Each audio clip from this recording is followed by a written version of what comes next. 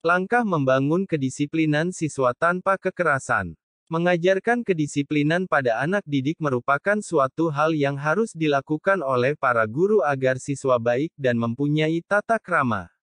Dalam langkah membangun kedisiplinan siswa tanpa kekerasan itu sangatlah mudah diterapkan.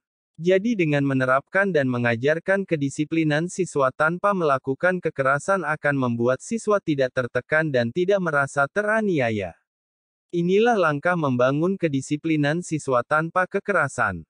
Banyak sekali langkah membangun kedisiplinan siswa tanpa kekerasan bisa dilakukan oleh para guru di sekolah.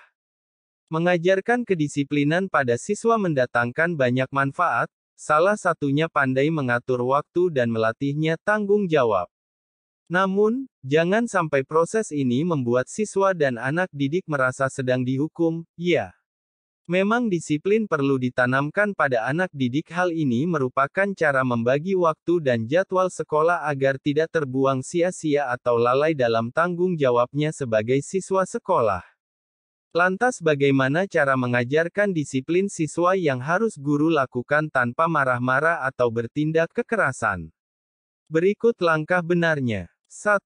Membuat aturan jelas dan konsisten. Aturan jelas dan konsisten akan memudahkan diterapkan oleh para siswa. Selain itu, siswa tidak akan bingung tentang apa yang sebenarnya harus dilakukan, karena peraturan berlaku secara konsisten.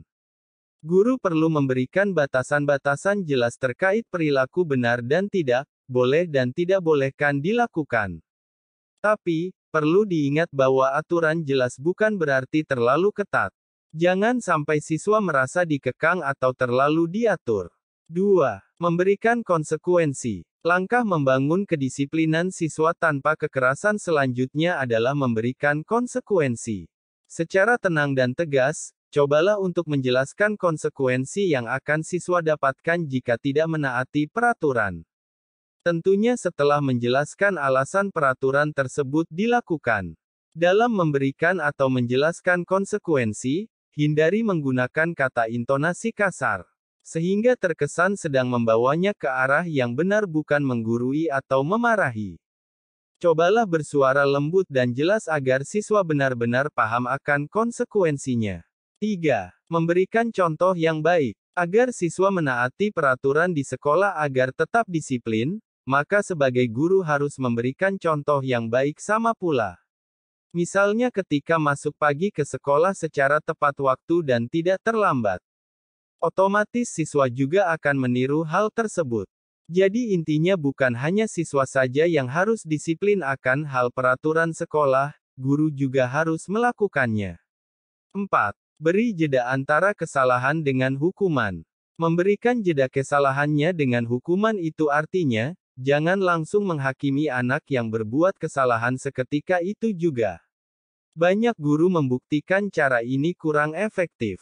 Misalnya, ada satu anak mengganggu siswa lain ketika belajar.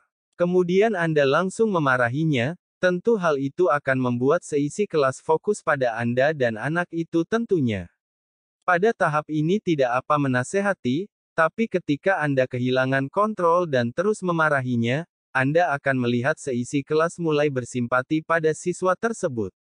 Dalam waktu singkat, si pembuat onar akan mengambil sisi untung dari kesalahan Anda. Ia akan menghilangkan respek pada diri Anda dengan bantuan temannya. Gunakan cara lebih mudah saja seperti bicara pribadi pada sang siswa tersebut, menulis sikap tak pantasnya pada selembar kertas, atau menandatangani kontrak di mana anak setuju untuk tidak mengulangi perbuatannya lagi. 5. Membawa ke kantor kepala sekolah. Langkah membangun kedisiplinan tanpa adanya kekerasan lainnya adalah dengan cara membawa ke kantor kepala sekolah sebagai solusi terakhir. Hampir semua siswa jika sudah berhadapan langsung dengan kepala sekolah menjadi urusan serius. Jadi seperti ini siswa akan kapok dan tidak akan mengulangi kesalahannya lagi.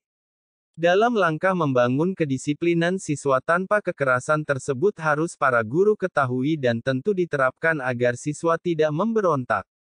Tapi, perlu diingat berbicara pada siswa dengan cara baik bukan emosi, agar siswa tidak menganggap dirinya teraniaya. Sumber, sekolahdasar.net.